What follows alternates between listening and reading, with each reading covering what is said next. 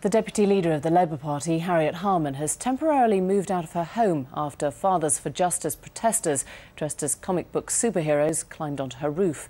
The demonstrators say they want greater fathers' access to children. Ms Harman said she was going to stay elsewhere. Navdeep Dhariwal is at the scene now. Navdeep. Well, this siege has been going on for about 12 hours now. One of the protesters, Mark Harris, was just persuaded by a police team to climb down off the roof, but the other one, Jolly Stanesby, is determined to stay in for the long haul. Harriet Harman, the deputy leader of the Labour Party, has been forced out of her home, but this siege continues to go on. This is what they did to my kids. Dressed as comic superheroes, Captain Conception and Cash Gordon.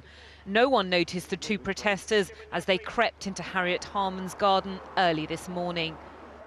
The banner unravelled on her rooftop, designed to wake up the deputy Labour leader to their cause. Nearly 7 hours passed before Harriet Harman finally emerged, forced from her home by a group she said she'd always been willing to talk to. They've said that this is because they want a meeting with me, but I've checked with my constituency office and they haven't sought a meeting, and I've also checked with my ministerial office and they haven't asked for a meeting there. So this is clearly just a demonstration. The Minister for Equality and Women isn't considered a high priority terror risk, so there's no 24-hour security. Fathers for Justice simply walked into her property.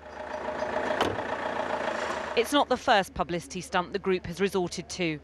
In May 2004, they threw packets of coloured flour at Tony Blair during Prime Minister's questions. Another protester foiled security at Buckingham Palace by dressing up as Batman and standing on a ledge. Family law is still the disgrace that it was when F4J started. So we're back and we're going to wake people up in the morning, if that's what it takes.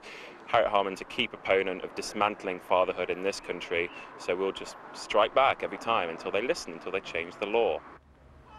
Within the last half hour, one of the protesters, Mark Harris, was persuaded by a specialist police team to climb down. Despite their best efforts, Jolly Stanesby is refusing to budge. He has provisions for a week and says he's in for the long haul. Well, it's really the safety concerns now that the police are worried about. The final protester still up there, and he already hung precariously off the roof. In order to get him down safely, they clearly need his cooperation, and he's absolutely refusing to give in. OK, Navdeep, thanks very much indeed. 7 people have been killed and a dozen wounded in Tokyo after a man went on a stabbing